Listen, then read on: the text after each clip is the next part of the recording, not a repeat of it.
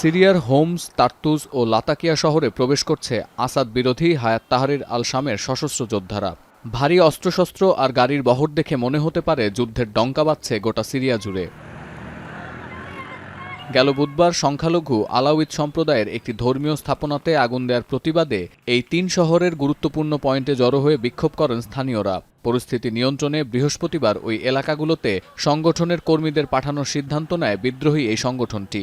যদিও আসাদ বিরোধীদের সাথে কোনো কোনো ক্ষেত্রে একমত হতে পারছেন না স্থানীয়রা।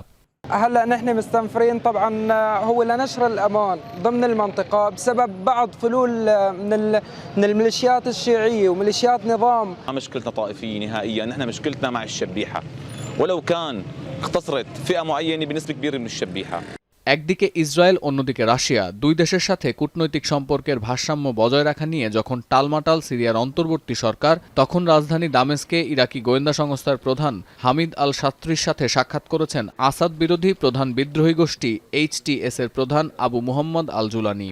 ইরাক সরকারের মুখপাত্র বাসিম আল আওয়াদির বরাতে দেশটির রাষ্ট্রীয় সংবাদ মাধ্যম জানায়, সীমান্তে আধিপত্য ধরে রাখা ও দেশে স্থিতিশীলতা আনতে নিরাপত্তা জোরদারের বিষয়ে আলোচনা করেছেন দুই নেতা। আল জাজিরা বলছে, সিরিয়ায় নতুন সরকারের উত্থান ও আসাদের পতনের পর আরব ও পশ্চিমা দেশগুলোর নেতাদের সাথে সাক্ষাৎ ও দ্বিপক্ষীয় সম্পর্ক উন্নয়নের চেষ্টা করছে তেহরান। ক্ষমতাচ্যুত বাশার আল আসাদ ক্ষমতা ধরে রাখতে রাশিয়ার পর সবচেয়ে বেশি নির্ভর করেছিলেন ইরানের ওপর। বিশেষ করে ইরান সমর্থিত হিজবুল্লাহ গোষ্ঠীর নিষ্ক্রিয়তা আসাদের পতনের অন্যতম কারণ ছিল, এমন আলোচনা উঠে এসেছে আন্তর্জাতিক গণমাধ্যমে। ইরানের গোয়েন্দা সংস্থার প্রধান যখন আসাদ বিরোধী নেতাদের সাথে বৈঠক করছেন, তখন রুশ পররাষ্ট্রমন্ত্রী সের্গেই লেভরভ বলেছেন, সিরিয়ার অন্তর্বর্তী সরকার আশা করে ভবিষ্যতেও মস্কো তাদের দ্বিপক্ষীয় কূটনৈতিক সম্পর্ক ধরে রাখবে। ক্রেমলিনও বিষয়টিকে একইভাবে বিবেচনা করছে বলে নিশ্চিত করেন লেভরভ।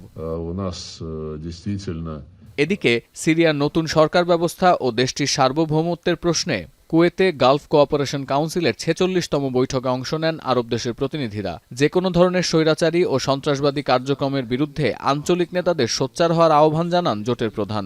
واستقلالها ووحدة أراضيها ورفض التدخلات الأجنبية في شؤونها الداخلية والتصدي للإرهاب والفوضى ومكافحة التطرف والغلو والتحريض واحترام التنوع وعدم الإساءة لمعتقدات الآخرين।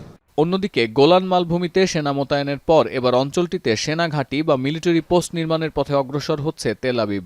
শীতকাল জুড়ে সেনা সক্ষমতার জানান দিতে ইসরায়েলি প্রতিরক্ষা বিভাগের পক্ষ থেকে বাফার জোনে ঘাঁটি নির্মাণের সিদ্ধান্ত এসেছে বলে দাবি সিরীয় গণমাধ্যমের। সতীর্থ কর্মকার, এখন বিশ্ব। কালার এক্সপার্ট, জর্জ স্যাপ এবং মাইল্ড অন হ্যান্ডস টেকনোলজি সমৃদ্ধ অরিক্স ক্রিস্টাল ওয়াশ আপনার লন্ড্রি এক্সপার্ট।